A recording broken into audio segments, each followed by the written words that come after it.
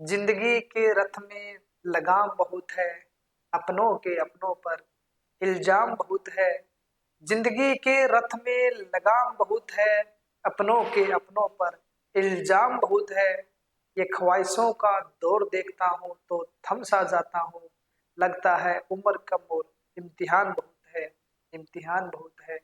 नमस्कार मेरे प्यारे बच्चों, एक बार फिर से आपका हार्दिक स्वागत है आपके ऑनलाइन प्लेटफॉर्म वीएस विद्यापीठ चोपटा में। और मैं विक्रम सर प्यारी बच्चों आप सभी के लिए लेके आया हूँ ज्योग्राफी की एक बहुत बेहतरीन क्लास। जी हाँ मेरे प्यारे बच्चों, आज जो भूगोल की क्लास, ज्योग्राफी की क्लास बड़ी बेहतरीन रहने वाली है, क्योंकि आज हम पढ़ेंगे दिल्ली पुलिस से रिलेटेड जो क्वेश्चन पूछे गए हैं, चाहे एसएससी का कोई एग्जाम हो मेरे दोस्त, जो भी क्वेश्चन पूछे गए हैं डीवाई के क्वेश्चन को आज हम करने का कार्य करेंगे। तो आइए आज के सेशन का आगाज करते हुए मेरे दोस्त, पहला क्वेश्चन रहा आपकी स्क्रीन के ऊपर। जैसे थंबनेल से आपको पता चल गया होगा, प्रीवियस ईयर क्वेश्चन हमारे रहेंगे ज्योग्राफी। ठीक है, पहला क्वेश्चन देखो मेरे प्यारे बच्चों, इसमें हमारा है निम्नलिखित में से कौन सा कार्य किसी स्थान के जलवायु को नियंत्रित नहीं करता है। तो मेरे प्यारे बच्चों हाँ, ये हमारा रहेगा दो शहरों के बीच की दूरी। ठीक है, दो शहरों के बीच की दूरी। उसके बाद भारत के पूर्वी घाट की ऊंचाई जो है वो कितनी आती है मेरे दोस्त। भारत के पूर्वी घाट की औसतन ऊंचाई आती है 600 मीटर। कितनी आती है? 600 मीटर। भारत का जो पूर्वी घाट है, इससे रिलेटेड एक क्वेश्चन और आता है कि भारत के पूर्वी घाट की सबसे ऊंची चोटी कौन सी है। क्या लिखोगे? पूर्वी घाट की सबसे ऊंची चोटी। तो पूर्वी घाट की सबसे ऊंची चोटी मेरे प्यारे बच्चों आप नोट करना, ये हमारी रहेगी अराईकोंडा। कौन सी हो जाएगी? विशाखापट्टनम। विशाखापट्टनम। विशाखापट्टनम अगर ऑप्शन में है तो ठीक है, अगर विशाखापट्टनम ऑप्शन में नहीं है तो आप मेरे दोस्त कह सकते हो अराईकोंडा। विशाखापट्टनम ये आप कह सकते हो अराईकोंडा। ठीक है, ये हमारी कहाँ रहेगी गुरुजी? ये हमारी रहेगी आंध्र प्रदेश के अंदर। ठीक है, पूर्वी घाट की दूसरी ऊंची चोटी मेरी प्यारी बच्चों नोट करना, महेंद्रगिरी। महेंद्रगिरी। और महेंद्रगिरी में दोस्त हमारी हो जाएगी उड़ीसा के, उड़ीसा के अंदर। तो पूर्वी घाट की क्या पूछा गया इसके अंदर? औसतन ऊंचाई पूछा गया 600 मीटर हो जाएगी मेरे दोस्त। एक क्वेश्चन आपको और याद करना है, एक क्वेश्चन पूछा जाते हैं पश्चिमी घाट के बारे में। पश्चिमी घाट, जो हमारा पश्चिमी घाट और पूर्वी घाट है, इनको मिलाने का कार्य कौन करता है? पश्चिमी घाट में पूर्वी घाट का मिलन स्थल, पूर्वी घाट का मिलन स्थल, पश्चिमी घाट पर पूर्वी घाट का मिलन स्थल किसे कहा जाता है मेरे दोस्त? पश्चिमी घाट पर पूर्वी घाट का मिलन स्थल आप नोट करना, वो एक पर्वत को कहा जाता है जिसका नाम आता है नीलगिरी पर्वत है। किसको कहा जाता है? नीलगिरी पर्वत। और गुरुजी नीलगिरी पर्वत कहाँ रहेगा? तो प्यारे बच्चों नोट करना, ये रहेगा कर्नाटक, केरल व तमिलनाडु। कर्नाटक, केरल व तमिलनाडु, इन तीन स्टेट के अंदर मेरे साथी नीलगिरी पर्वत रहेगा। और जो नीलगिरी पर्वत है, इसकी सबसे ऊंची चोटी रहेगी दोदा बेटा। क्या लिखोगे? नीलगिरी पर्वत की सबसे ऊंची चोटी आती है दोदा बेटा। दोदा बेटा रहेगी 2637 मीटर। यानी दादा और बेटा इन दोनों का आपको मिलन करवाना है, और मिलन से मेरे दोस्त हमारा हो जाएगा तमिलनाडु। कौन सा हो जाएगा? तमिलनाडु, जहाँ का चिथिराय नृत्य बड़ा फेमस आता है। इसी तमिलनाडु के अंदर दक्षिण भारत या प्रायद्वीपीय भारत की क्या लिखोगे? दूसरी ऊंची चोटी। क्या लिखोगे? दक्षिण भारतीय प्रायद्वीप भारत की, दक्षिण भारतीय प्रायद्वीप भारत की दूसरी सबसे ऊंची चोटी, दूसरी सबसे ऊंची चोटी, दूसरी सबसे ऊंची चोटी। ठीक है, नोट करना मेरे दोस्त, दक्षिण भारत या प्रायद्वीप भारत की दूसरी सबसे ऊंची चोटी। तो गुरुजी पहले नंबर पे कौन सी आती है मेरे प्यारे बच्चों? पहली हमारी आती है अनाईमुड़ी। क्या लिखोगे? अनाईमुड़ी। अनाईमुड़ी, अनाईमुड़ी की ऊंचाई रहेगी 2695 मीटर। और मेरे साथी जो अनाईमुड़ी है, ये हमारी रहेगी केरल के अंदर। कहाँ हो जाएगी? केरल के अंदर। ठीक है, केरल के अंदर हो जाएगी अनाईमुड़ी है मेरे प्यारे बच्चों। ये कौन से पर्वत का भाग रहेगा? तो ये हमारा रहेगा अन्नामलाई पर्वत का भाग। कौन सा पर्वत हो जाएगा? अन्नामलाई पर्वत।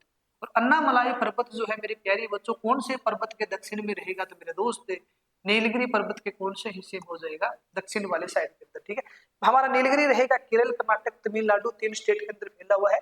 अन्नामलाई पर्वत हमारा जो है केरल प्लस कहाँ हो जाएगा? तमिलनाडु के अंदर। केरल प्लस कहाँ पे हो जाएगा? तमिलनाडु के अंदर। एक फैक्ट आप और नोट कर सकते हो मेरे दोस्त, जो पश्चिमी घाट पर्वत है इसको 2 भागों में बांटने का कार्य करती है 16 डिग्री अक्षांश रेखा। तो 16 डिग्री अक्षांश रेखा है वो पश्चिमी घाट को 2 पोर्शन में डिवाइड कर देती है, जिसमें से इसके एक पोर्शन को बोला जाता है उत्तरी सादरी। क्या लिखोगे? उत्तरी सादरी। 16 डिग्री अक्षांश रेखा पश्चिमी घाट को 2 भागों में बांट देती है, उत्तरी सह्याद्री व दक्षिणी सह्याद्री। उत्तरी सह्याद्री व दक्षिणी सह्याद्री। और उत्तरी सह्याद्री जो है इसकी मेरे दोस्त सबसे ऊंची चोटी आती है काल सुबाई। क्या लिखोगे? काल सुबाई। उत्तरी सह्याद्री की सबसे ऊंची चोटी आ जाएगी काल सुबाई, और दक्षिणी सह्याद्री की सबसे ऊंची चोटी मेरे दोस्त हो जाएगी कुद्रेमुख। कुद्रेमुख। दक्षिणी सह्याद्री की सबसे ऊंची चोटी कौन सी हो जाएगी? कुद्रेमुख हो जाएगी। बड़ा इंपॉर्टेंट क्वेश्चन है मेरे प्यारे बच्चों, नोट करना आपको। ठीक है, इनके बारे में सारी के सारी फैक्ट बड़ी इंपॉर्टेंट रहेगी। आगे देखो अगला क्वेश्चन क्या है? निम्न में से कौन सा पर्वत शिखर काराकोरम रेंज में स्थित है? त्रिशूल है, कामेत है, केटू है, नंदा देवी है। मेरे प्यारे बच्चों नोट करना आपने, जो हमारा हिमालय पर्वत है, यानी प्राचीन समय के अंदर हमारा जो है टेथिस सागर था। क्या था? टेथिस सागर था पुराने समय के अंदर। तो टेथिस सागर है, ये हमारा पुराने समय के अंदर एक सागर था जिसका नाम था मेरे लाडले बच्चों टेथिस सागर। मेरे साथी टेथिस सागर जो है इसके ऊपर वाला हिस्सा जो था इसका नाम था अंगारा लैंड। टेथिस सागर का ऊपर वाला हिस्सा था, इसका नाम क्या था? अंगारा लैंड। ठीक है, अंगारा लैंड या आप कह सकते हो लोरेशिया। तो टेथिस सागर के जो दक्षिण वाला हिस्सा था इसको मेरे साथी नाम दिया गया था गोंडवाना। क्या नाम दिया गया था? गोंडवाना भाग, या आप कह सकते हो गोंडवाना भूमि। गोंडवाना भूमि। तो प्राचीन समय के अंदर 2 प्लेटें आपस में टकराती है, जिसमें से एक प्लेट का नाम था इंडियन और एक प्लेट का नाम था यूरेशियन। यानी इंडियन व यूरेशियन प्लेट जो है आपस में टकराती है, और आपस में इनमें टकराने के बाद इसमें मोड़ यानी बल्ले पड़ जाता है, और बल्ले पड़ने से जिस पर्वत का निर्माण होता है उसको मेरे दोस्त बोला जाते हैं बुलित पर्वत। बुलित पर्वत। और बुलित पर्वत जो बना उस पर्वत का नाम मेरे दोस्त हमारा कौन सा हो जाएगा? हिमालय पर्वत। कौन सा? हिमालय। तो हिमालय पर्वत किस प्रकार के पर्वत का उदाहरण है? कौन सा हो जाएगा? बुलित पर्वत। हिमालय पर्वत का गर्भगृह जो है कौन से सागर को कहा जाता है? टेथिस सागर। और श्रेणी के आधार पर मेरे साथी हिमालय को 4 भागों में बांटा गया है। कितने भाग रहेंगे हिमालय के? 4 भाग रहेंगे। ठीक है, 4 भाग रहेंगे। इन 4 भाग में से सबसे उत्तरी श्रेणी सबसे पहले हमारी आती है ट्रांस हिमालय। पहले कौन सी रहेगी हमारी? ट्रांस हिमालय। ट्रांस के बाद दूसरी मेरे साथी रहेगी महान हिमालय। महान हिमालय। तीसरी हमारी रहेगी मध्य हिमालय। मध्य को ही बोला जाता है लघु हिमालय। और सबसे लास्ट में कौन सी आती है? शिवालिक। कौन सी हो जाएगी? शिवालिक। सबसे पहले कौन सा बना? ट्रांस।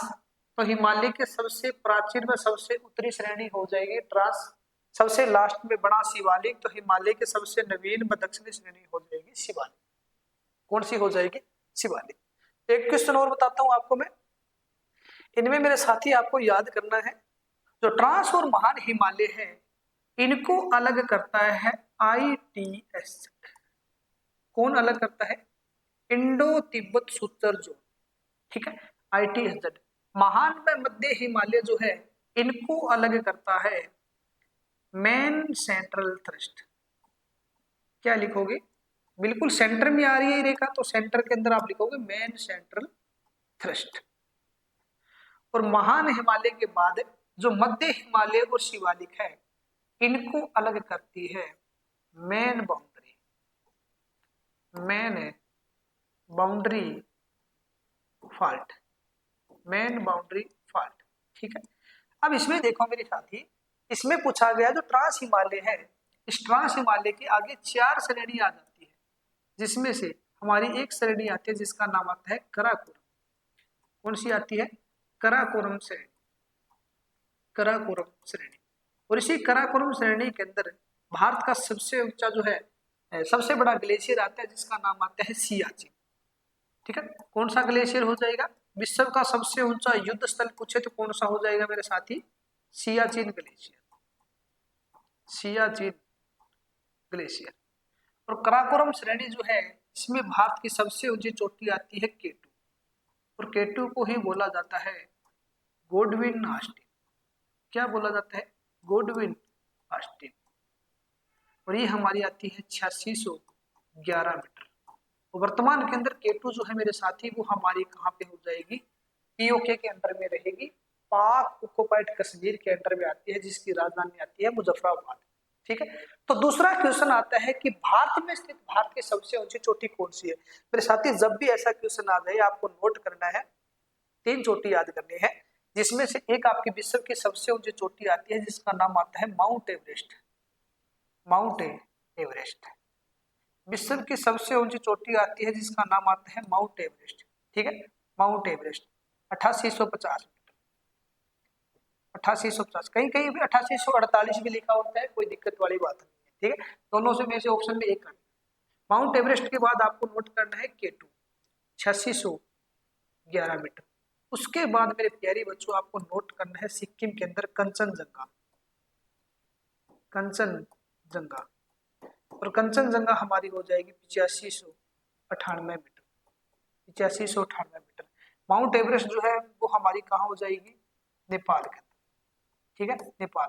और नेपाल में माउंट एवरेस्ट को किस नाम से जाना जाता है गुरुजी? इसको बोला जाता है सागर माथा। क्या बोला जाता है? सागर माथा। ठीक है, केटू या गोडविन ऑस्टिन हमारी कहाँ हो जाएगी? हमारी ये प्यारी बच्चों हो जाएगी वर्तमान के अंदर पीयूके के अंदर, भारत के अंदर ही है, जम्मू कश्मीर में। कंचनजंगा मेरे दोस्त कहाँ हो जाएगी? सिक्किम के अंदर। तो भारत में स्थित भारत की सबसे ऊंची चोटी अगर पूछे तो आप आंसर क्या लिख के आओगे? कंचनजंगा। और वैसे भारत की सबसे ऊंची चोटी कौन सी है? केटू है। यहाँ क्या पूछा गया? निम्न में से कौन सा पर्वत शिखर जो है काराकोरम रेंज के अंदर है? तो बताइए काराकोरम रेंज के अंदर जो है कौन सा आता है? त्रिशूल आता है, कामेत आता है, केटू आता है, नंदा देवी। तो कौन सा आ जाएगा हमारा? केटू। ऑप्शन नंबर कौन सा हो जाएगा? सी हो जाएगा। एक चीज और, जो हाँ आपने यहाँ पे लिखा था ना माउंट एवरेस्ट, यहाँ से क्वेश्चन याद रखना आपको दो। Question number first, question number first मेरे प्यारे बच्चों उसको मैं रफ कर रहा हूँ, फिर उसके बाद आगे लिखिए। देखो माउंट एवरेस्ट से क्वेश्चन अगर पूछा जाए ना कि माउंट एवरेस्ट को फतेह करने वाली विश्व की पहली महिला, शॉर्ट चीजें लिख लेना बस, आप ज्यादा नहीं, क्योंकि अपने पास इतना वक्त ही नहीं है। दिल्ली पुलिस का एग्जाम जो है बहुत हमारे नजदीक भी है, बिल्कुल सर पे है, तो सीधा लिख लेना। जो माउंट एवरेस्ट है इसको फतेह करने वाली विश्व की प्रथम महिला, विश्व की प्रथम महिला, विश्व की प्रथम महिला, माउंट एवरेस्ट को फतेह करने वाली विश्व की प्रथम महिला जो है वो जापान की आती है, जिसका नाम आता है मेरे साथी जुंको तुबई। क्या नाम आता है? जुंको तुबई। और अगर यही से क्वेश्चन पूछ ले कि माउंट एवरेस्ट को फतेह करने वाली भारत की प्रथम महिला कौन थी, तो मेरे साथी वो हमारी हो जाएगी बछेंद्री पाल। कौन हो जाएगी? बछेंद्री पाल। और बछेंद्री पाल जो है इन्होंने मेरे साथी 1984 यानी 1984 में माउंट एवरेस्ट को फतेह करके एक भारत में पहली महिला जो है उसका रिकॉर्ड अपने नाम किया था, जिसने माउंट एवरेस्ट को फतेह किया था, विश्व की सबसे ऊंची चोटी, जिसको तिब्बत में क्या कहा जाता है? चोमोलुंगमा। एक बड़ा इंटरेस्टिंग बड़ा प्यारा क्वेश्चन आपको मैं बता रहा हूँ। माउंट एवरेस्ट जो है उसको दोनों तरफ से फतेह करने वाली यानी चीन व नेपाल, अगर आप देखो ना ज्यादातर पर्वतारोही जो वो सारे नेपाल की तरफ से ही चढ़ाई करते हैं, लेकिन अपनी हरियाणा की एक महिला है जिसका नाम है मेरे साथी अनीता कुंडू। क्या नाम है? अनीता कुंडू। और अनीता कुंडू जो है मेरे दोस्त है हरियाणा के अंदर एक शहर है जिसका नाम है हिसार, जो हरियाणा की स्टील सिटी आती है, मैग्नेट सिटी, यहाँ से अनीता कुंडू ने चीन व नेपाल दोनों तरफ से फतेह किया था। बहुत इंपॉर्टेंट क्वेश्चन है, ध्यान रखना। आगे देखो उसके जस्ट बाद मेरे साथी नोट करना, भारत के उत्तरी राज्य में खरीफ फसल के मौसम में उगाई जाने वाली फसल की पहचान कीजिए। यहाँ एग्जामिनर पूछना चाह रहा है खरीफ की फसल, खरीफ की। ठीक है, तो खरीफ की फसल जो है मेरे साथी कौन सी हो जाएगी हमारी? कहाँ की बात कर रहा है? ये उत्तरी राज्य की बात कर रहे हैं। एक चीज ध्यान रखना, जो 3 अक्षर खरीफ के अंदर 3 अक्षर आते हैं खरीफ, और इसमें भी सरसों के अंदर भी, अपने चावल के अंदर भी कितने रहेंगे? 3। आप कहोगे गुरुजी सरसों में 3 नहीं, सरसों को अपने क्या होता है, सरसों में कुछ क्षेत्र के अंदर अपने सरों बोला जाता है। ठीक, सरों दा सागरी कहते हैं पंजाबी के अंदर, सरो 2 का हो जाएगा। तो तो गेहूं और सरसों हमारी जो है वो कौन सी हो जाएगी, रबी की हो जाएगी। बाकी हमारी जो है चावल हो जाएगी हमारी खरीफ की। अगला क्वेश्चन, भारत में उष्ण कटिबंधीय सदाबहार वन निम्नलिखित में से किस क्षेत्र में पाए जाते हैं? मेरे साथी कहाँ हो जाएंगे? पश्चिमी घाट के अंदर। ठीक, पश्चिमी भारत में बसंत, ग्रीष्म और वर्षा के नाम क्या है? ये हमारे क्या हो जाएंगे? पारंपरिक ऋतुओं के नाम है। क्या हो जाएंगे? पारंपरिक ऋतुएं। भारत के निम्नलिखित में से कौन से राज्य में प्रारंभिक वर्षा मानसून की अरब सागर के द्वारा होती है? वो मेरे साथी कौन सी हो जाएगी? केरल। केरल, ठीक है, केरल के अंदर। ध्यान रखना, केरल के अंदर जो है मैं आपको बता देता हूँ, जो केरल के अंदर है जो हमारा तट आता है उसका नाम आता है मालाबार तट। तो भारत में सबसे पहला वर्षा कहाँ होती है? मालाबार तट के ऊपर। एक क्वेश्चन यहां से ये भी पूछा गया था कि भारत में, एसएससी ने पूछा था एक बार कि भारत में रबड़ व मसालों का सबसे ज्यादा उत्पादन किस तट पर होता है? अब सभी को पता है मेरे साथी कि रबड़ व मसाले सबसे ज्यादा भारत के अंदर कहाँ होते हैं? केरल के अंदर होते हैं। ठीक है, मालाबार तट। एक चीज और बताता हूँ आपको, बहुत इंपॉर्टेंट, जो एग्जाम में पूछी जाती है। केरल के अंदर एक नेशनल पार्क आता है जिसका नाम है पेरियार राष्ट्रीय पार्क। क्या लिखोगे? पेरियार राष्ट्रीय पार्क। ठीक, पेरियार राष्ट्रीय पार्क। जीवन, यार यार किसके नहीं होते? जो ज्यादा पढ़ा लिखा हो। और ज्यादा पढ़े लिखे सबसे ज्यादा कहां पर है? हमारे केरल के अंदर है। तो केरल के अंदर कौन सा राष्ट्रीय पार्क रहेगा? पेरियार। या ऐसे याद कर लो, जो पढ़े लिखे लोग हैं वो यार से परे रहते हैं, यारी से परे, परे परे से हमारा पेरी बन जाएगा, यार से पेरियार। ठीक, पेरियार नेशनल पार्क किसके लिए प्रसिद्ध है गुरु जी? तो लिखना, ये हमारे फेमस रहेंगे सफेद हाथी के लिए। सफेद हाथी। ठीक, सफेद। एक दूसरा और लिखना, यहाँ पे पढ़े लिखे लोग जो है वो क्या रहते हैं? साइलेंट। तो साइलेंट वैली, साइलेंट वैली यानी मौन घाटी, या आप कह सकते हो मौन घाटी। साइलेंट वैली नेशनल पार्क भी हमारा मेरे साथी कहाँ हो जाएगा? वो भी हमारा गुरुजी हो जाएगा केरल के अंदर। एक केरल के अंदर मेरे साथी और नोट करना आप, केरल के अंदर एक झील आती है जिसका नाम आता है वेमनाद झील। क्या लिखोगे? वेमनाद झील।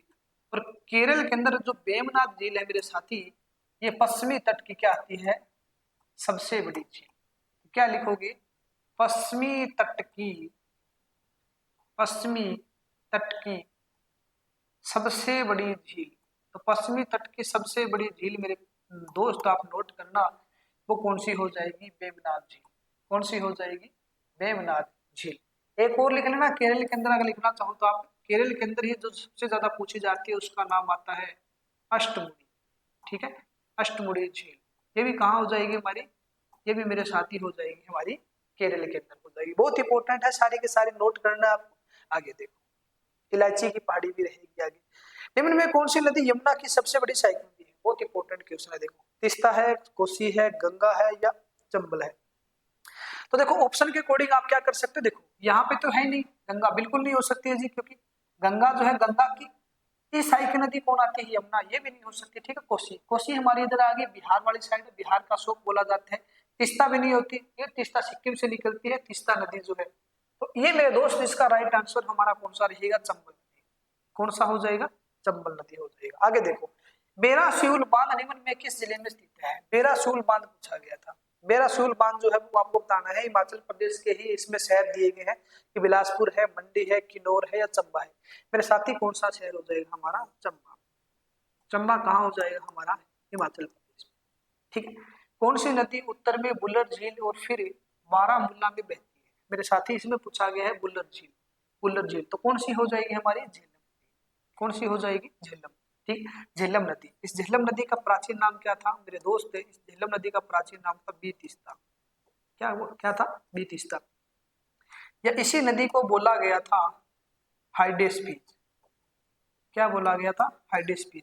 झेलम नदी जो है इसको बीतिस्ता या हाइडेस्पीज बोला गया था। याद कीजिए, इसी नदी के किनारे सिकंदर और राजा पोर्स का बहुत भयंकर युद्ध हुआ था। किसका युद्ध हुआ था? किसका युद्ध बोलते हैं उसको? हाइडेस्पीज का युद्ध। यूनानी भाषा के अंदर इसको हाइडेस्पीज बोला गया है। हाइडेस्पीज। ठीक है, हाइडेस्पीज का युद्ध जो होता है वो सिकंदर महान व राजा पोर्स के बीच होता है। सिकंदर कौन था? सिकंदर महान था, और दूसरा पंजाब का राजा था जिसका नाम था राजा पोर्स। इसमें राजा पोर्स अपनी वीरता का परिचय देता है। हाँ, वो एक अलग बात थी कि राजा पोर्स सिकंदर से हार जाता है। सिकंदर एक विश्व विजेता दुनिया जीतने निकला था, अपने दुनिया जीतने के लिए निकला। एक इतिहासकार ने इनके बारे में लिखा कि याद रखना सिकंदर के हौसले भी आली थे, जब गया दुनिया से दोनों हाथ खाली थे। आली का मतलब होता है बड़ा। तो सिकंदर का जो है उसका क्या था, दोनों के दोनों हाथ खाली थे, क्योंकि मृत्यु से पहले इसने ऐलान कर दिया था। सिकंदर जो उनकी 3 ख्वाहिश थी। पहली ख्वाहिश ये थी कि जब मेरा अंतिम जो है दाह संस्कार हो तो मेरे जनाजा जो है उसको कंधा देने का कार्य मेरे हकीम करेंगे, ताकि दुनिया को एक मैसेज मिले कि सिकंदर एक विश्व विजेता जो दुनिया को जीतने के लिए निकला। तो जब इंसान की मृत्यु है, मृत्यु निश्चित है, जब आपकी मृत्यु आती है तब दुनिया का कोई हकीम, दुनिया का कोई वैद्य, दुनिया का कोई चिकित्सक आपको बचा नहीं सकते। सिकंदर की दूसरी ख्वाहिश थी कि मेरे पूरे रास्ते के अंदर दौलत बिछा देना, ताकि दुनिया को मैसेज मिले कि जब इंसान की मृत्यु आती है तो पैसा उसके कोई काम नहीं आता है। तीसरा, मेरे दोनों हाथ बाहर की तरफ होने चाहिए, ताकि दुनिया को यह भी मैसेज मिले कि सिकंदर भी पूरी दुनिया जीतकर खाली हाथ जो है वो गया है, तो इस दुनिया के अंदर आप खाली हाथ आए हो, खाली हाथ जाओगे। ये बात जो है सिकंदर ने लिखी, उनके बारे में इतिहासकार ने लिखा। सिकंदर के हौसले आली थे, जब गया दुनिया से दोनों हाथ खाली थे। तो आगे देखो मेरे दोस्त, इसमें आपको लिखना क्या है, देखो इसमें आपको जो मैंने आपका लिखा ना बुल्लर झील, तो बुल्लर झील आपको दिखाई दे रही है, इसमें आपको लिखना है बुल्लर झील भारत की सबसे मीठे पानी की झील है। क्या हो जाएगी, सबसे मीठे पानी की झील, सबसे मीठे पानी की झील। तो भारत में सबसे मीठे पानी की झील मेरे साथी कौन सी हो जाएगी, वो आपकी हो जाएगी बुल्लर झील। कौन सी हो जाएगी, बुल्लर झील हो जाएगी। बहुत इंपॉर्टेंट है, जम्मू एंड कश्मीर के अंदर, ध्यान रखना। भारत के अंदर सबसे मीठे पानी की, ठीक है, भारत में सबसे बड़ी झील पूछे तो मेरे साथी वो हो जाएगी चिल्का। सबसे बड़ी झील, भारत की सबसे बड़ी झील उड़ीसा के अंदर कौन सी हो जाएगी, चिल्का। कौन सी हो जाएगी, चिल्का। चील, चील क्या होती है, हमेशा उड़ जाती है, या चिल्का से आप मान लो छिलका, छिलका उड़ जाता है बहुत जल्दी, उड़ से हमारा बनेगा उड़ीसा। तो कहाँ हो जाएगी, उड़ीसा के अंदर। और भारत में पूछे कि सर्वाधिक खारे पानी की झील, क्या पूछेंगे, भारत में सर्वाधिक खारे पानी की झील। तो भारत में सर्वाधिक खारे पानी की झील मेरे दोस्त पूछा जाए तो राजस्थान की झील रहेगी, जिसका नाम हो जाएगा सांबर झील। क्या हो जाएगा, सांबर झील। और सांबर झील गुरुजी कहाँ हो जाएगी, तो मेरे दोस्त राजस्थान, नोट करना, ठीक है। एक आप और नोट कर सकते हो इसी से झील से, भारत की सर्वाधिक ऊंचाई पर स्थित झील जो आती है उसका नाम आता है चुलामू झील। क्या लिखोगे, चुलामू झील। तो चुलामू झील मेरे साथी कहाँ हो जाएगी, तो ये रहेगी सिक्किम के अंदर, ठीक है, सिक्किम के अंदर। क्या लिखोगे इनके बारे में, ये भारत की सर्वाधिक ऊंचाई पर स्थित झील है, सर्वाधिक, भारत की सर्वाधिक ऊंचाई पर स्थित झील है। भारत की सर्वाधिक ऊंचाई पर कौन सी हो जाएगी, चुलामू। और विश्व की सर्वाधिक मेरे दोस्त आप नोट करना, टिटिकाका। टिटिकाका क्या हो जाएगी, विश्व की सर्वाधिक ऊंचाई पर स्थित, ठीक है, विश्व की सर्वाधिक ऊंचाई पर स्थित झील हो जाएगी, ठीक है। विश्व की सबसे गहरी झील मेरे दोस्त नोट करना, बेकाल झील। क्या लिखोगे, बेकाल झील जो है, इनके बारे में आप नोट करना, यह है विश्व की सबसे गहरी झील है। फटाफट रिवीजन करेंगे। देखो मेरे दोस्त, आप ये मत कहना कि सर आप जल्दी करवा रहे हो, देखो अपने पास वक्त जो है बहुत कम है, अपने पास जो है अभाव है वक्त का, ठीक है। बेकाल झील आगे लिखना, नेक्स्ट उसके जस्ट बाद मेरे दोस्त आपको लिखना है कैस्पियन सागर। क्या लिखोगे, कैस्पियन सागर। और कैस्पियन सागर जो है मेरे साथी, वो क्या हो जाएगी, विश्व की सबसे बड़ी झील, विश्व की सबसे बड़ी झील, विश्व की सबसे बड़ी झील। विश्व की सबसे बड़ी झील के बाद मेरे साथी आपको इसी के अंदर नोट करना है लेक सुपीरियर, या आप कह सकते हो सुपीरियर झील, लेक सुपीरियर। और सुपीरियर झील या लेक सुपीरियर जो है वो विश्व की सर्वाधिक मीठे पानी की झील। क्या आती है, विश्व की सर्वाधिक मीठे पानी की झील। विश्व की सर्वाधिक मीठे पानी की झील जो आती है मेरे दोस्त, उसका नाम आता है सुपीरियर, या आप कह सकते हो लेक सुपीरियर आती है, ठीक है। एक बहुत इंपॉर्टेंट क्वेश्चन आ रहा है जिसका नाम आता है बान झील। और बान झील जो है मेरे साथी वो कहाँ रहेगी, वो हमारी रहेगी तुर्की के अंदर, तुर्की के अंदर। तो यहां से पूछा जाता है क्वेश्चन, बहुत इंपॉर्टेंट है क्वेश्चन, ये पूछा जाता है कि विश्व की, ध्यान से समझना क्वेश्चन को, सर्वाधिक विश्व की सर्वाधिक लवणता वाली झील कौन सी है? विश्व की सर्वाधिक लवणता वाली झील कौन सी है मेरे दोस्त? विश्व की सर्वाधिक लवणता वाली झील आप कौन सी आंसर दे के आओगे? तुर्की की बान झील। तुर्की की बान झील के बाद जो है विश्व में सबसे ज्यादा खारा पानी जो आता है मेरे दोस्त, वो हमारा आता है डेड सी, जिसको आप बोलते हो मृत सागर।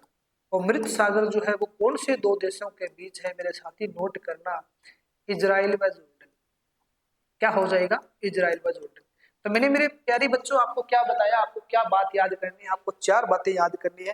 भारत की सर्वाधिक ऊंचाई पर स्थित झील चुलामू सिक्किम के अंदर, भारत की सबसे बड़ी झील उड़ीसा के अंदर हो जाएगी चिलिका, भारत की सर्वाधिक खारे पानी की झील जो है वो मेरे दोस्त कौन सी हो जाएगी? सर्वाधिक खारे पानी की सांबर हो जाएगी।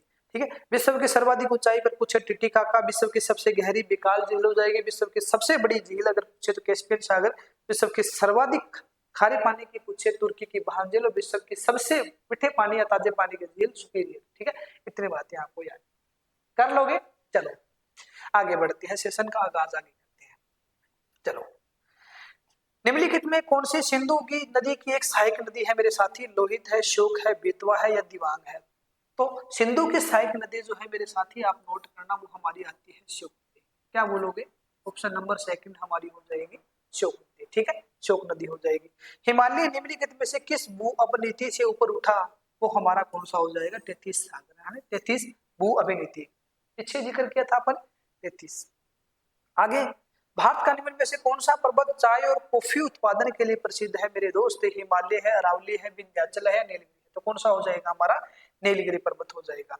भारत के निम्नलिखित भू आकृति विभाजन में से किसमें व्यापक जलोढ़ मृदा भंडार है? आपको ये बताना है कि भू आकृति विभाजन में से सबसे ज्यादा जो है मृदा के भंडार किसमें है? क्या हिमालय पर्वतमाला में है? नहीं, ऑप्शन कट हो जाएगा। द्वीप समूह में हो सकते हैं? बिल्कुल नहीं हो सकते जी। ठीक है, विशाल भारतीय मरुस्थल में नहीं हो सकते, बिल्कुल नहीं हो सकते। इसमें क्या पूछा गया? जलोढ़ मृदा के भंडार। तो कौन सा हो जाएगा? उत्तरी भारतीय मैदान। कौन सा बोलोगे आप? उत्तरी भारतीय मैदान। इसका मतलब क्या हुआ मेरे साथी? इसका मतलब ये हुआ कि जो भारत है, भारत है, इसका जो उत्तर का विशाल मैदान है, क्या लिखोगे? उत्तर का विशाल मैदान। और जो उत्तर का विशाल मैदान है इसको मेरे साथी 4 भागों में डिवाइड किया जाता है। कितने भागों में? 4। पहला कौन सा रहेगा? पहला रहेगा जी भाबर। कौन सा हो जाएगा? भाबर। भाबर के बाद दूसरा कौन सा रहेगा? तराई। तीसरा कौन सा रहेगा? बांगर, बांगर। और चौथा कौन सा हो जाएगा? चौथा हो जाएगा मेरे साथी खादर। कौन सा हो जाएगा? खादर। अब जैव हमारा हिमालय क्षेत्र है, जैसे मान लो ये हमारा हिमालय क्षेत्र है, इस हिमालय क्षेत्र से जो भी नदी निकलेगी मेरे साथी, नदी यहाँ से जो निकलेगी वो बी आकार की घाटी बनाएगी। और नदी क्या करेगी? जब नदी हिमालय पर्वतमाला से निकलेगी, यानी नदी क्या कर रही है? ऊंचे क्षेत्र से नीचे क्षेत्र की तरफ आ रही है, ऊंचाई से निम्न की तरफ जब आएगी, ठीक है, पहाड़ी क्षेत्र से जब मैदानी भाग की तरफ नदी जब बढ़ेगी तो नदी की स्पीड ऑटोमेटिक आप सभी को पता है तेज होगी, यानी नदी का बहाव जो होगा वो तेज होगा। नदी की मोशन अगर तेज होगी, अगर बहाव अगर तेज होगा तो नदी पावर ज्यादा लगाएगी तो बड़े बड़े कंकड़ पत्थर को क्या करेगी? तोड़ देगी। अब जैसे ही हिमालय पर्वतमाला से नदी मैदानी भाग में मेरे दोस्त एंट्री करेगी तो नदी क्या करेगी? जो बड़े बड़े कंकड़ पत्थर है इनको बहाने में सक्षम नहीं होती है, तो यहाँ बड़े बड़े कंकड़ पत्थर को क्या कर देती है? नदी यहाँ पर जमा कर देती है। तो एक क्वेश्चन मेरे दोस्त दिल्ली पुलिस के एग्जाम में आपसे पूछा जा सकता है कि हिमालय पर्वत के, क्या पूछा जा सकता है? हिमालय की तलहटी में एकदम सात सटा क्षेत्र कौन सा है मेरे दोस्त? कौन सा हो जाएगा? भाबर। ठीक, भाबर कर दोगे। हिमालय के एकदम सात सटा क्षेत्र, ठीक है, एकदम सात सटा क्षेत्र कौन सा हो जाएगा? भाबर। दूसरा, निम्न में से किस मैदान के अंदर जो है बड़े बड़े कंकड़ पत्थर पाए जाते हैं? बड़े बड़े कंकड़ या पत्थर पाए जाते हैं, और बड़े बड़े कंकड़ और पत्थर भी मेरे दोस्त कहाँ पाए जाते हैं? भाबर के अंदर। यहाँ एग्जामिनर आपको यह भी दे सकता है किस मैदान के अंदर गोलासम पाए जाते हैं। बहुत जबरदस्त क्वेश्चन है, किस मैदान में गोलासम पाए जाते हैं? गोलासम पाए जाते हैं मेरे साथी। गोलासम कहाँ मिलेंगे? आप कहोगे गुरुजी गोलासम का मतलब क्या? देखो, मान लो कि किसी नदी ने, मान लो ये कोई चट्टान है छोटी सी, इस चट्टान को नदी ने तोड़ा, ठीक है, नदी ने तोड़ा है तो अपन नदी का पानी जो है वो कर देते हैं यहाँ पर नीला। ये नदी के अंदर बह रहे हैं, देखो सिंपल सी बात है, समझना ध्यान से। अगर नदी के साथ ये बहेगा पत्थर, तो इसका ये किनारा टूटेगा, लुढ़कते लुढ़कते ये किनारा भी टूट जाएगा, ये किनारा भी टूटेगा। ये लगातार जब मूवमेंट होगा तो लास्ट में होगा क्या कि बहते बहते ये पत्थर पूरा का पूरा गोल हो जाता है, और इसी को क्या बोला जाता है? इसी को बोला जाता है गोलासम। और ये गोलासम आपके जो है कहाँ पाए जाते हैं? ये है मेरे साथी पाए जाते हैं बाबर क्षेत्र। याद रख लोगे कौन से क्षेत्र में पाए जाते हैं? बाबर क्षेत्र के अंदर पाए जाते हैं। अब आगे, इस मैदान में जो है नदी का पानी दिखाई नहीं देता है, यानी नदी क्या हो जाती है यहाँ पर? अदृश्य हो जाती है, या आप मेरे साथी कह सकते हो यहाँ पर क्या हो जाती है? नदी गायब हो जाती है, ठीक है, गायब हो जाती है। उसके बाद क्या होगा कि नदी जैसे ही मैदानी यहाँ से बड़े बड़े कंकड़ पत्थर को बहाएगी, उसके बाद नदी क्या करेगी? अपने पानी को ऐसे फैला देगी, ठीक है। ऐसे फैलाने का मतलब जो है ऐसे जलोढ़ पंख जो फैलते हैं ऐसे। अब क्या होगा, ऐसे फैलाने के बाद इस क्षेत्र के अंदर होगा दलदली निर्माण, यानी दलदल का निर्माण जो है वो कौन से क्षेत्र में होता है? वो होता है तराई क्षेत्र में। अगर दलदल का निर्माण होगा तो बताइए मच्छर ज्यादा होंगे कि नहीं? आप कहोगे गुरुजी बिल्कुल होंगे। तो निम्न में से किसे मच्छर पेटी के नाम से जाना जाता है? मेरे साथी मच्छर पेटी भी कौन सा हो जाएगा? तराई क्षेत्र। यानी कि इसमें दलदल है तो मच्छर भी ज्यादा होंगे। अगर दलदली क्षेत्र है तो मेरे साथी बताइए वन ज्यादा होंगे कि नहीं? जी बिल्कुल होंगे, ठीक है। वन का क्षेत्र क्या होगा यहाँ पर? सघन वन भी कौन से क्षेत्र में पाएंगे आपके? सघन वन भी आपके कौन से में मिलेंगे? तराई क्षेत्र में। अगर वन ज्यादा है तो बताइए जैव विविधता भी सबसे ज्यादा मेरे साथी कौन से क्षेत्र में पाई जाती है? आप क्या कहोगे गुरुजी? जैव विविधता भी सबसे ज्यादा मिलती है तराई क्षेत्र में। कौन से में? तराई क्षेत्र में। अब मेरे साथी अपन ने क्या समझा? नदी बड़े बड़े कंकड़ पत्थर को भी जमा कर देगी, नदी दलदली क्षेत्र का भी निर्माण कर देगी। अब नदी क्या करेगी? सर्प की चाल चलेगी, यानी नदी विसर्प की तरह चलेगी, ऐसे ऐसे चलेगी। अब नदी के अंदर सिर्फ पानी है और कुछ मिट्टी है, क्योंकि मिट्टी क्या होती है? हल्की होती है, सोइल जो होती है बहुत हल्की होती है। अब नदी के साथ मिट्टी है, सिंपल सी बात है। कई बार क्या होता है कि नदी के अंदर जो है तो पानी का जल स्तर जो है वाटर लेवल बढ़ जाता है, क्योंकि भयंकर बारिश होने के बाद जब नदी का जल स्तर बढ़ जाएगा पानी आसपास के इलाके में फैल जाएगा। कुछ क्षेत्र ऐसा होता है जहां पर हर साल बाढ़ आती है, कुछ क्षेत्र ऐसा होता है जहां पर कई साल बीत गए और बाढ़, वही आपके बांगर और खादर है। तो आपको मेरे साथी सिर्फ इतना बताना है कि बांगर क्षेत्र कौन सा है और खादर क्षेत्र कौन सा है, बिल्कुल आराम से समझना है। एक तरफ आपको लिखना है बांगर और एक तरफ आपको लिखना है खादर, ठीक है। बांगर क्षेत्र और खादर क्षेत्र ये एक दूसरे के उल्टे होते हैं, इतनी बात का आपको पालन करना है। क्या होते हैं? मैंने क्या बोला? ये दोनों के दोनों एक दूसरे के अपोजिशन होते हैं, एक दूसरे के क्या होते हैं? उल्टे होते हैं। जो खादर क्षेत्र है इसमें बताइए कि प्रति वर्ष बाढ़ आएगी कि नहीं आएगी? जी गुरुजी बिल्कुल आएगी। प्रति वर्ष बाढ़ कौन से क्षेत्र में आती है मेरे साथी? कौन से में आती है? खादर क्षेत्र में। और अगर मैं आपसे पूछूं कि निम्न में से कौन से क्षेत्र में प्रति वर्ष या हर साल जो है बाढ़ नहीं आती है? मेरे साथी बताइए कौन से क्षेत्र में नहीं आती है? बांगर क्षेत्र में। या आपसे एग्जामिनर स्टेटमेंट बना के क्वेश्चन पूछ सकता है कि मतलब एक ऐसा क्षेत्र जो है जहां पर जो है वो ऊंचा क्षेत्र बन चुका है, ठीक है, वहां पर वर्षा का पानी या बाढ़ का पानी पहुंचना असंभव है, वो क्षेत्र आपका क्या कहलाता है? तो कौन सा कहलाता है? बांगर। तो बताइए अगर प्रति वर्ष बाढ़ नहीं आएगी तो उस क्षेत्र के अंदर मिट्टी पुरानी होगी या नहीं होगी? आप बोलोगे गुरुजी बिल्कुल पुरानी होगी। तो पुरानी जलोढ़ मिट्टी से बने क्षेत्र को क्या कहा जाता है?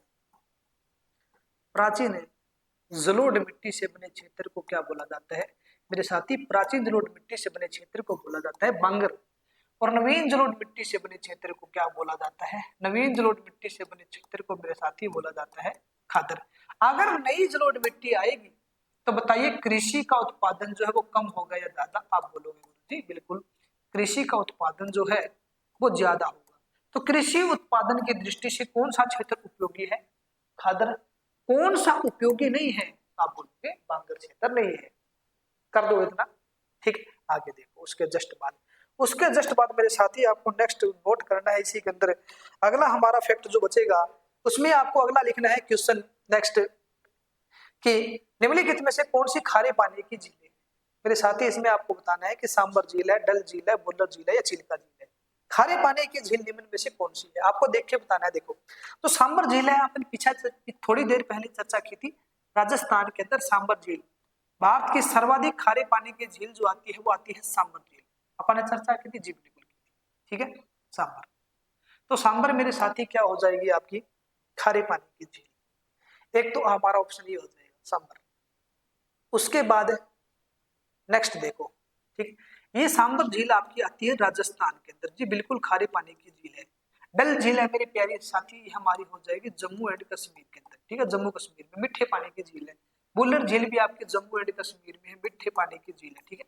चिल्का झील आपकी जो है मेरे साथी उड़ीसा के अंदर है और ये भी खारे पानी की झील है। क्यों? क्योंकि इस झील का निर्माण सागर या महासागर से हुआ और जिस झील का निर्माण सागर या महासागर से होता है उसको मेरे साथी बोला जाता है लेगून झील। तो चिल्का झील किस प्रकार की झील का उदाहरण है? लेगून झील। तो कौन कौन सी हमारी खारी पानी की बनी? एक हमारी चिल्का झील बनी और एक हमारी बनी सांबर झील। ए और डी ऑप्शन कहाँ पे देखो, ए और डी हमारी यहाँ है गुरु जी, ये लो ऑप्शन नंबर सी हमारा राइट, ठीक है लेगून। बता देता हूँ दो तीन आपको जो है, जिस झील का निर्माण जो है ज्वालामुखी द्वारा होता है उसको बोला जाता है क्रेटर झील, क्रेटर झील। और क्रेटर झील जो है मेरे साथी वो हमारी महाराष्ट्र में रहेगी और उस झील का नाम आता है लोनार झील। क्या आता है? लोनार झील। और लोनार झील मेरे साथी हमारी हो जाएगी महाराष्ट्र के अंदर। कहाँ लिखोगे? लोनार झील हमारी रहेगी महाराष्ट्र के अंदर। अगला क्वेश्चन देखो, बहुत इंटरेस्टिंग क्वेश्चन है। गंगा नदी के बारे में निम्नलिखित में से कौन सा कथन सही है? सही बताना है आपको। देखो भारत में गंगा नदी जो है 2500 किलोमीटर से अधिक लंबी है, सही नहीं है ये बताना है, ठीक है। भारत में गंगा नदी 2500 किलोमीटर से अधिक लंबी है और दुनिया में सबसे अधिक आबादी वाली नदी बेसिन है। क्या ये राइट है? जी बिल्कुल सही है, बिल्कुल राइट है जी। गंगा नदी जो है वो मेरे साथी भारत की राष्ट्रीय नदी आती है जिसकी लंबाई आती है 2500 किलोमीटर, ठीक है। सबसे आबादी वाली जो है दुनिया में नदी वो हमारी आती है बेसिन, सही है। गंगा नदी और इसके नदी बेसिन बहुत सारे अद्भुत वन्य जीव का समर्थन करते हैं, विशेष रूप से नदी डाल्फिन, उदबिलाव, ठंडे पानी के कछुआ और घड़ियाल, ये जी बिल्कुल। गंगा नदी हिमालय से बहती हुई बंगाल की खाड़ी तक जाती है, ये भी राइट है। लेकिन चौथी स्टेटमेंट मेरे साथी क्या कह रहे हैं इसके अंदर एग्जामिनर देखो, चौथी स्टेटमेंट एग्जामिनर ने लिखी थी गंगा नदी का जल स्तर कभी भी मानसून और हिमालय के जलवायु स्थिति पर निर्भर नहीं करता है, ठीक, निर्भर नहीं। क्या ये सही है? अगर आपसे मैं पूछूं मेरे साथी, आप कमेंट करना कि क्या ये स्टेटमेंट जो एग्जामिनर ने लिखी है क्या वो सही है? क्या गंगा नदी जो है, इस गंगा नदी का वाटर लेवल यानी गंगा नदी का जल स्तर जो है, क्या बताइए मानसून और हिमालय की जलवायु के ऊपर निर्भर करता है कि नहीं करता है? आपको गुरु जी बिल्कुल करता है। पानी कहाँ से आ रहा है गंगा नदी के अंदर? यही से तो आ रहा है गंगा नदी के अंदर, या पानी या तो आ रहा है मानसून द्वारा, वर्षा द्वारा आ रहा है, या हिमालय ग्लेशियर पिघल रहे हैं वहां से आ रहे हैं, तो इनके ऊपर तो डिपेंड है। तो ये हमारी स्टेटमेंट क्या हो जाएगी? रोंग हो जाएगी। ऑप्शन नंबर कौन सा हो जाएगा? डी। आगे देखो 2022 तक प्राप्त जानकारी के अनुसार निम्नलिखित में से कौन सा भारत का राष्ट्रीय जल मार्ग है? तो हमारा हल्दिया हो जाएगा, हल्दिया इलाहाबाद है, ठीक है हल्दिया इलाहाबाद खंड हो जाएगा, ठीक है। आगे देखो पर्वतीय वनों में निम्नलिखित में से किस प्रकार की वन्य जीव प्रजातियां पाई जाती है? मेरे साथी कौन सी हो जाएगी? याक। ऑप्शन नंबर कौन सा हो जाएगा आपका? ऑप्शन नंबर हमारा हो जाएगा सी। उत्तराखंड के किस जिले की दुद्धाटोली पर्वतमाला से रामगंगा नदी निकलती है? मेरे साथी रामगंगा नदी आपको बताना है कहां से निकलती है, ये हमारी हो जाएगी पौड़ी गढ़वाल। बहुत इंपोर्टेंट क्वेश्चन आ रहे हैं मेरे साथी। तब देखो रामगंगा नदी जो है, यहाँ पर एक नेशनल पार्क आता है जिसका नाम आता है जिम कार्बेट। क्या नाम आता है? Jim Corbett. और जिम कार्बेट नेशनल पार्क मेरे साथी कहाँ रहेगा? आप कहोगे गुरुजी जिम कार्बेट नेशनल पार्क हमारा रहेगा उत्तराखंड के अंदर। कहाँ हो जाएगा? उत्तराखंड के अंदर। और Jim Corbett national park Uttarakhand के अंदर मेरे साथी, इसकी जो स्थापना होती है 1936 के अंदर भारत का पहला नेशनल पार्क जो है वो खोला गया था। पहला नेशनल पार्क जब जिम कार्बेट नेशनल पार्क की जो है स्थापना होती है, इस नेशनल पार्क को बाद में नाम दिया गया था हेली नेशनल पार्क। क्या नाम दिया गया था? Heli national park. और हेली नेशनल पार्क, ये नेशनल पार्क जो है कौन सी नदी के किनारे है? मेरे साथी रामगंगा नदी के किनारे है, इसीलिए जिम कार्बेट नेशनल पार्क को किस नाम से जाना जाता है? तो मेरे साथी नोट करना, इसको कहा जाता है रामगंगा नेशनल पार्क। क्या बोला जाता है? Ramganga national park. अब अगर नेशनल पार्क का जिक्र आ गया तो आप कहोगे गुरुजी नेशनल पार्क की स्थापना जो है वो किसके तहत हुई थी? ठीक है, ये बड़ी इंपॉर्टेंट चीज है। नेशनल पार्क की स्थापना जो है कौन से अधिनियम के तहत होती है? मेरे साथी नोट करना, आपको बहुत इंपॉर्टेंट फैक्ट बता रहा हूं आपको मैं। ठीक है, एक सम्मेलन का आप यहाँ जो है जिक्र करेंगे जिसके अंदर जो है सम्मेलन का नाम था स्वीडन देश की राजधानी रहेगी जहां पर हमारा सम्मेलन होता है, उसका नाम था स्टॉकहोम सम्मेलन। कौन सा सम्मेलन हो जाएगा?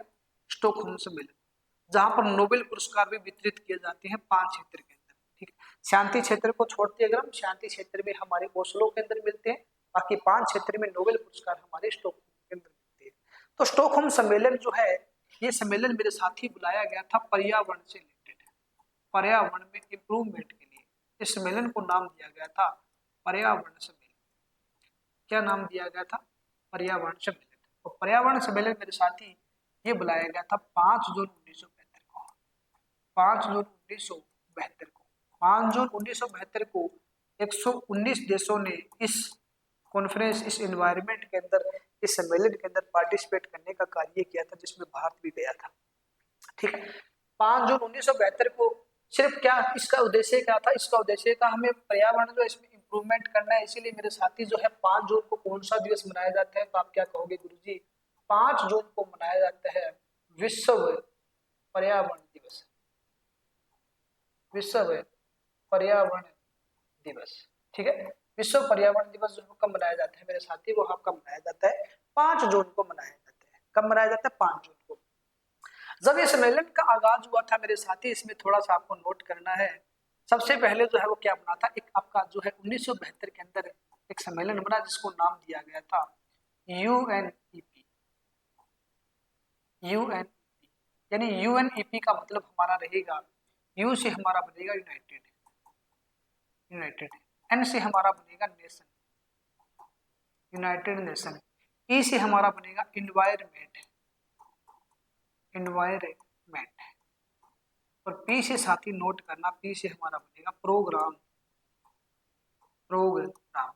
यानी हिंदी में आप कह सकते हो संयुक्त राष्ट्र, संयुक्त राष्ट्र पर्यावरण कार्यक्रम, संयुक्त राष्ट्र पर्यावरण कार्यक्रम, संयुक्त राष्ट्र पर्यावरण कार्यक्रम। ठीक है, संयुक्त राष्ट्र पर्यावरण कार्यक्रम की स्थापना जो होती है वो मेरे साथी आपको नोट करना है 1972 के अंदर होती है, यानी 1972 के अंदर होती है। और इसका मुख्यालय यानी इसका हेडक्वार्टर जो रखा गया था वो रखा गया था नैरोबी के अंदर, नैरोबी। और नैरोबी आपकी जगह कहाँ पर हो जाएगी? नैरोबी मेरे प्यारे बच्चों हमारी हो जाएगी केन्या के अंदर। ठीक है, केन्या के अंदर। उसके जस्ट बाद हुआ क्या? जैसे ये सम्मेलन मेरे साथी बुलाया गया था, उसके जस्ट बाद जो है 5 जून को विश्व पर्यावरण दिवस यानी वर्ल्ड एनवायरनमेंट डे जो है इसका आगाज हो जाता है, इसकी शुरुआत हो जाती है। अब देखो भारत ने क्या किया, एक जो है एक्ट पारित किया जिसको नाम दिया गया था WPA। WPA कब पारित किया गया था? 1972 के अंदर। इसको इंग्लिश में मेरे साथी बोला जाता है, W से हमारा बनता है wild life, wild life, P का मतलब होता है प्रोटेक्शन, प्रोटेक्शन, और A का मतलब होता है मेरे साथी एक्ट। यानी हिंदी में आप क्या कह सकते हो? हिंदी में आप कह सकते हो वन्य जीव। प्रोटेक्शन का मतलब होता है संरक्षण, और एक्ट का मतलब होता है अधिनियम। वन्य जीव संरक्षण अधिनियम भारत में किस वर्ष पारित हुआ था मेरे साथी? 1972 के अंदर पारित हुआ था, जिसके तहत आपके क्या बनाए जाते हैं? नेशनल पार्क, वन्य जीव बनाए जाते हैं। तो बताइए भारत के अंदर जो है प्रेजेंट के अंदर कितने नेशनल पार्क हैं? भारत में वर्तमान के अंदर जो है कितने नेशनल पार्क हैं मेरे साथी? वर्तमान के अंदर भारत में नेशनल पार्क रहेंगे 107। कितने हो जाएंगे? 107। तो पहला नेशनल पार्क जो है हमारा उत्तराखंड के अंदर था जिम कॉर्बेट, और 107वां नेशनल पार्क मेरे साथी नोट करना जिसका नाम आता है सिमलीपाल, सिमलीपाल, सिमलीपाल नेशनल पार्क, सिमलीपाल। दो बड़े नेशनल पार्क इंपोर्टेंट बता रहा हूँ आपको। एक सिमलीपाल नेशनल पार्क आता है, एक हमारा नेशनल पार्क आता है भितरकनिका। ओलिव रिडले कछुए के लिए प्रसिद्ध है, भितरकनिका नेशनल पार्क है। अब देखो भितरकनिका नेशनल पार्क, ये दोनों के दोनों हमारे रहेंगे उड़ीसा के अंदर। कहाँ हो जाएंगे? उड़ीसा के अंदर। कैसे याद करोगे देखो, अब कोई लड़की है वो क्या कर रही है कि सिम लेकर भीतर ही भीतर बात कर रही है, ठीक है, सिम लेकर अगर भीतर ही भीतर बात करेगी तो वो उड़ जाएगी, उड़ जाएगी, उड़ से हमारा क्या बनेगा, उड़ीसा। कहाँ हो जाएगी, उड़ीसा के अंदर, ठीक है। इतने सारे आपको फैक्ट याद करने हैं। आगे देखो, आगे मेरे साथी आपको नोट करना है, भारत के अंदर जो है इसमें हमारा क्वेश्चन पूछा गया है, निम्नलिखित में कौन सी नदी भूमध्य रेखा के दक्षिण से निकलती है और उत्तर पूर्वी अफ्रीका से होकर भूमध्य सागर में गिरती है। कांगो नदी है, नील नदी है, अमेजन नदी है, जीना नदी है। मेरे साथी इसका हमारा राइट आंसर हो जाएगा ऑप्शन नंबर सेकंड, यानी कौन सी हो जाएगी, नील नदी, ठीक है। कौन सी हो जाएगी, नील नदी।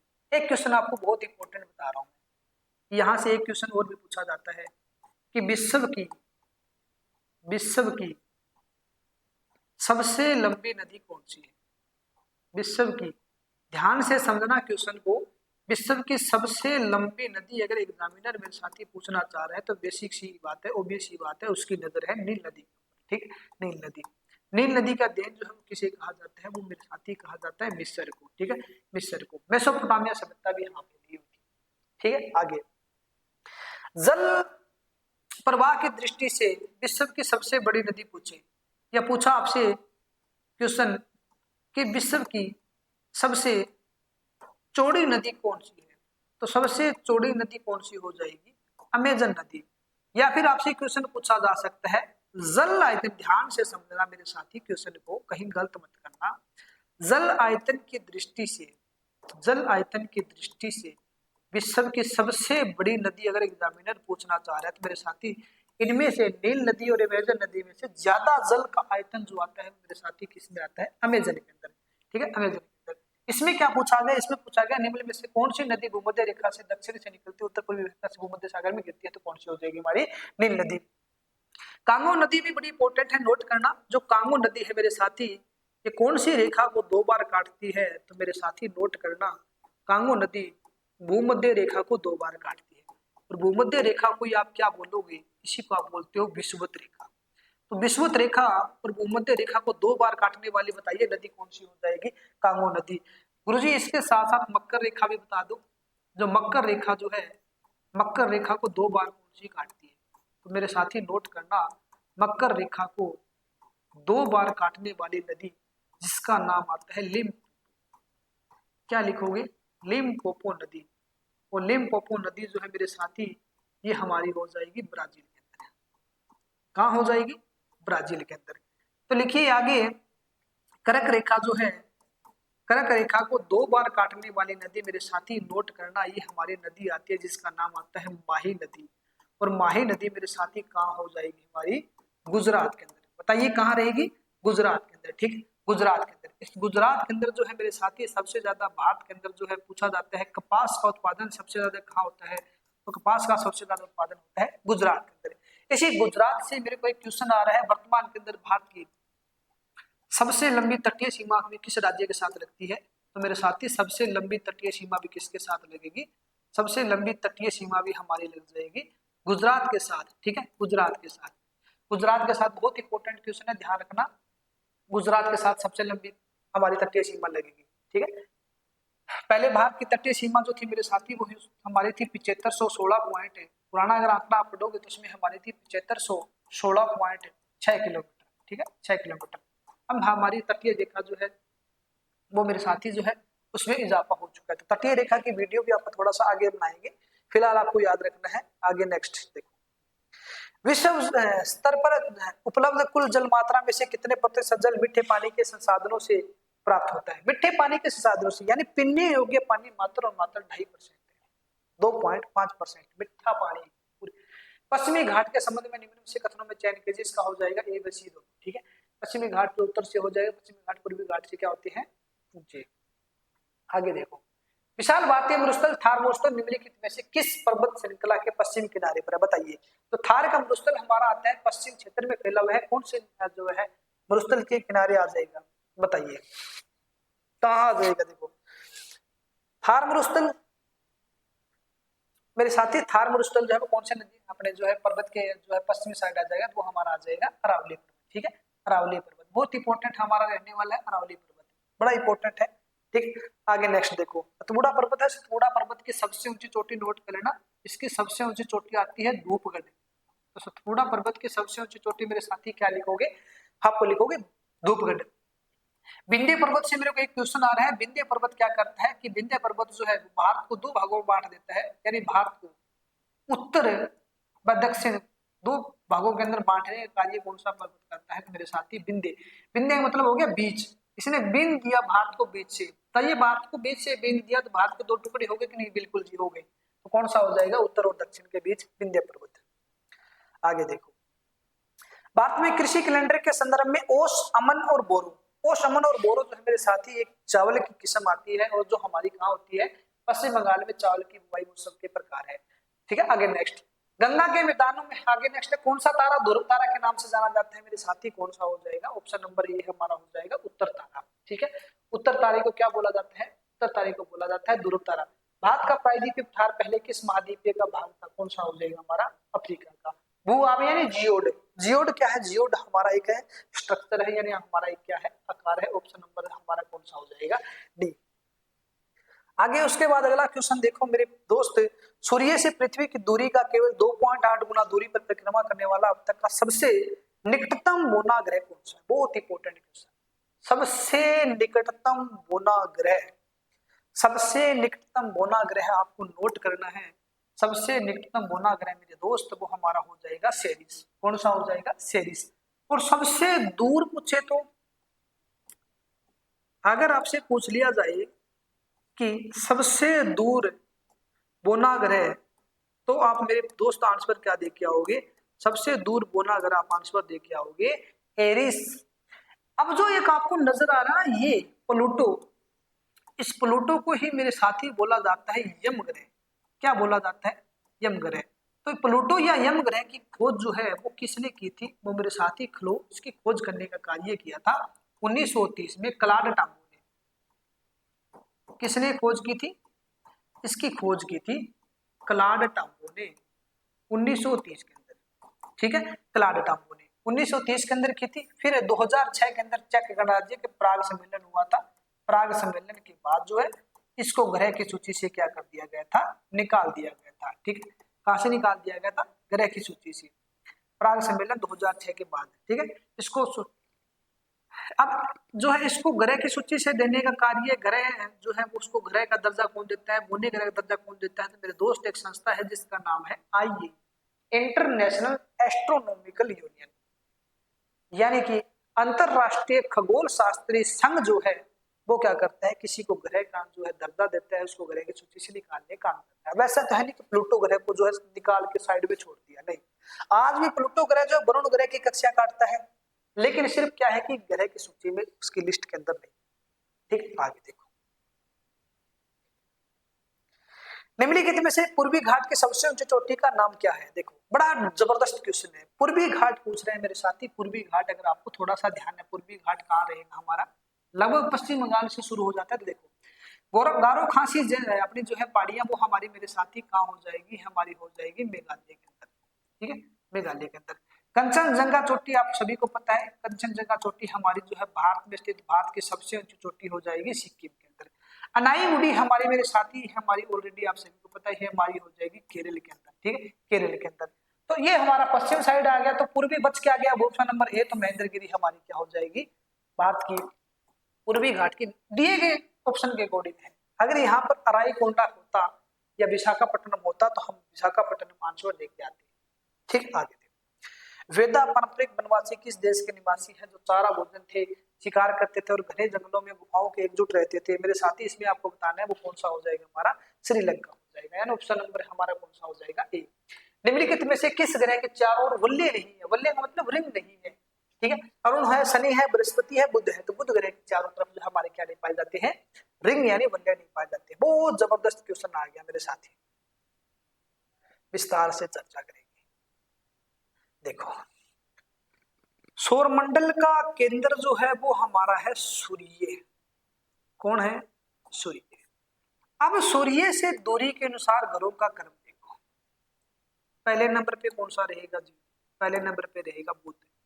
ठीक है, बुध के बाद दूसरा हमारा ग्रह आ जाएगा शुक्र। ठीक है, उसके जस्ट बाद लिखना पृथ्वी।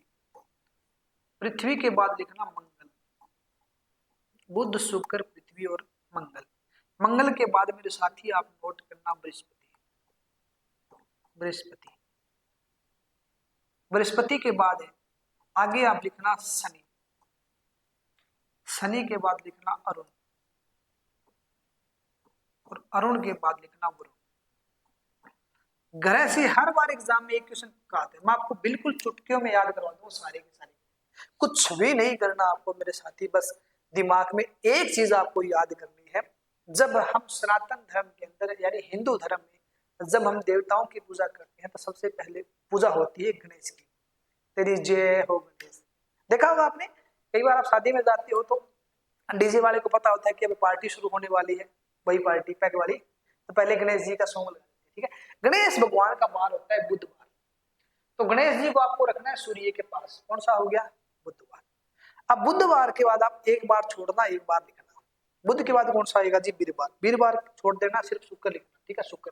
शुक्र के बाद शनि छोड़ देना, आप लिखना रविवार। और रविवार को हमारी पृथ्वी पर छुट्टी होती है और लोग क्या करते हैं, बिल्कुल एंजॉय करते हैं, ठीक है, एंजॉय करते हैं। रविवार के बाद देखो आप सोमवार छोड़ दो, सोमवार के बाद हमारा अगला कौन सा आ जाएगा, मंगल। मंगल के बाद बुध छोड़ दो, बुध के बाद हमारा नेक्स्ट कौन सा आ जाएगा, नेक्स्ट हमारा आ जाएगा बृहस्पति, ठीक है। बृहस्पति बाद एक छोड़ के हमारा नेक्स्ट शुक्र छोड़ के शनि आएगा, शनि के बाद हमारा अरुण, और वरुण दो ग्रह बच गए। अब वर्णमाला में मेरे साथी, वर्णमाला के अंदर सबसे पहले ए आता है, तो ए से अरुण बनेगा, उसके बाद व आता है, व से हमारा कौन सा हो जाएगा, व से हमारा हो जाएगा वरुण ग्रह। अब देखो जो पहले चार ग्रह है, ये जो पहले चार ग्रह है, इन पहले चार ग्रहों को आप क्या बोलेंगे, इनको आप बोलेंगे आंतरिक ग्रह। क्या बोलेंगे, आंतरिक। ये सारे के सारे पृथ्वी से बने हुए हैं, इसलिए इनको बोलेंगे आप पार्थिव ग्रह, या मेरे साथी इनको बोलेंगे वितरी ग्रह। क्या बोलेंगे, वितरी ग्रह, या इनको आप बोलेंगे आंतरिक ग्रह, आंतरिक ग्रह, ठीक है, आंतरिक। ये जो चार ग्रह लास्ट वाले बच गए, ये बृहस्पति के समान है। अब बृहस्पति के समान है तो मेरे सारे प्यारे साथियों, इनको आप बोलेंगे बृहस्पतीय ग्रह, बृहस्पतीय, या आप इसको बोलेंगे बाहरी ग्रह, बाहरी, या मेरे साथी इनको आप बोलेंगे जोबियन ग्रह, ठीक है, जोबियन ग्रह। ध्यान रखना आपको, या तो आप इसको बोलेंगे बाहरी ग्रह, या आप इसको बोलेंगे जोबियन ग्रह, या आप इसको बोलेंगे बृहस्पतीय ग्रह, ठीक है, बृहस्पतीय ग्रह। किन दो ग्रह के बीच शुद्ध ग्रह पाए जाते हैं, तो शुद्ध ग्रह हमारे मिलेंगे मंगल और बृहस्पति ग्रह के बीच, यानी एस्टेरॉइड जो है शुद्ध ग्रह पट्टी किन दो ग्रहों के बीच मिलेगी मेरे साथी, मिलेगी मंगल और बृहस्पति, मंगल और बृहस्पति। तो बताइए सूर्य से दूरी के अनुसार ग्रह याद हुए कि नहीं हुए, जी बिल्कुल। अब देखो आइयो दूसरा स्टेप, अब दूसरा स्टेप आपसे एग्जामिनर पूछ सकता है कौन सा बड़ा ग्रह है। तो मेरे साथी जो 8 ग्रह आपने लिखा, इन 8 ग्रहों में बताइए आपको सबसे बड़ा नाम कौन सा नजर आ रहा है, नजर डालिए और बताइए कौन सा सबसे बड़ा नाम है। आप कहोगे गुरुजी सबसे बड़ा नाम हमें नजर आ रहा है बृहस्पति का, तो बताइए सबसे बड़ा ग्रह जो है वो पहले नंबर पर कौन सा हो जाएगा जी, बृहस्पति। बृहस्पति के बाद आपको श्रृंखला याद करनी है, बृहस्पति बाद अगला ग्रह कौन सा आता है, शनि, तो जी दूसरा सबसे बड़ा, शनि के बाद अरुण तो तीसरा सबसे बड़ा, उसके बाद वरुण तो चौथा सबसे बड़ा, ठीक है। पै से बनता है 5 और पै से बनती है पृथ्वी, ठीक है, 5वीं हमारी पृथ्वी। पृथ्वी के बाद अगला ग्रह कौन सा हमारा है, अगला हमारा है मंगल, तो छठा ही हो गया, ठीक है। अब बैक साइड आ जाओ, 6 के बाद 7वां, क्योंकि सबसे छोटा कौन सा है, बुध ग्रह। बुध सूर्य के बिल्कुल पास है। सबसे तेज परिक्रमण गति किस ग्रह की है जी, बिल्कुल बुध ग्रह की है। आपसे एक क्वेश्चन एग्जामिनर पूछता है कि सबसे तेज परिक्रमण गति मात्र 88 दिन में सूर्य के चारों तरफ कौन सा ग्रह चक्कर लगा देता है जी, बुध लगा देता है, ठीक है। किस ग्रह के ऊपर जो है सबसे ज्यादा क्रेटर पाए जाते हैं जी, क्रेटर भी सबसे ज्यादा कहां मिलेंगे जी, बुध ग्रह पे मिलेंगे सर, बुध ग्रह के ऊपर, ठीक है। आगे नेक्स्ट हमारा जो है शुक्र ग्रह है, किस ग्रह को जो है सांझ का तारा या भोर का तारा कहा जाता है। एक क्वेश्चन आपको मैं और बताऊंगा, एक तो पूछता है आपसे मॉर्निंग स्टार और एक आपसे पूछता है इवनिंग स्टार। सांझ का तारा या आप कह सकते हो भोर का तारा, तो सांझ या भोर का तारा कहा जाता है मेरे दोस्त शुक्र ग्रह को, ठीक। शुक्र ग्रह पर बादल जो है वो मेरे साथी बनते हैं सल्फ्यूरी कमल के, किसके बनते हैं, सल्फ्यूरी कमल के। और शुक्र ग्रह जो वो क्या है हमारा सर्वाधिक गर्म ग्रह, ध्यान से समझना, सर्वाधिक गर्म ग्रह पूछे तो आप आंसर दोगे शुक्र। और सर्वाधिक तापांतर वाला ग्रह, सर्वाधिक तापांतर वाला ग्रह, तो मेरे साथी सर्वाधिक तापांतर वाला ग्रह कौन सा हो जाएगा, बुध। ऐसा कौन सा ग्रह है जहां पर दिन जो है वो अति गर्म होता है और रातें जो है वहां पर बर्फीली होती है, वो कौन सा ग्रह हो जाएगा? हमारा बुध। यानी तापमान में बहुत ज्यादा अंतर, दिन में तापमान 450 के आसपास, रात में -165 के आसपास, तापमान में कितना ज्यादा अंतर। तो सर्वाधिक ताप अंतर वाला ग्रह बुध, सूर्य के सबसे नजदीक ग्रह बुध, सबसे तेज परिक्रमण गति वाला बुध, सबसे ज्यादा क्रेटर बुध। किस ग्रह का कोई उपग्रह नहीं है पहले दो का। आगे देखो, सर्वाधिक तापमान वाला पूछे तो, सर्वाधिक तापमान या सर्वाधिक गर्म ग्रह पूछे, ठीक है, तापमान ज्यादा होने के कारण, गर्म ज्यादा होने के कारण यह चमकता है, तो सर्वाधिक चमकीला ग्रह भी कौन सा हो जाएगा जी? बुध हो जाएगा, ठीक, बुध। सौरमंडल का एकमात्र ग्रह जिस पर जीवन संभव है जी पृथ्वी है। 71% पानी होने के कारण इसको क्या बोला जाता है जी? नीला ग्रह बोला जाता है। तो नीला ग्रह कौन सा हो जाएगा जी? पृथ्वी हो जाएगा, ठीक है, पृथ्वी हो जाएगा।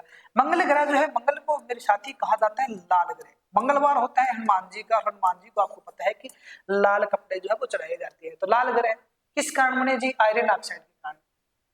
मंगल का लाल रंग जो किसके कारण हुआ जी? आयरन ऑक्साइड की उपस्थिति कारण हुआ थी, आयरन ऑक्साइड।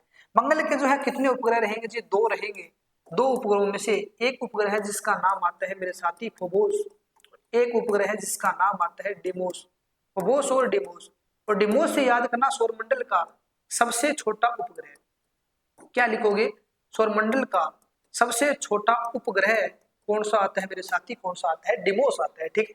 पृथ्वी से मेरे को एक क्वेश्चन और याद आया, सर्वाधिक घनत्व 5.5 सबसे ज्यादा घनत्व जो है वो भी मेरे साथी किसका हो जाएगा? पृथ्वी का हो जाएगा, ठीक है। जो बृहस्पति है इसका मेरे साथी सौरमंडल का सबसे बड़ा उपग्रह आ जाएगा जिसका नाम आ जाएगा गैनीमेड। क्या आ जाएगा? गैनीमेड।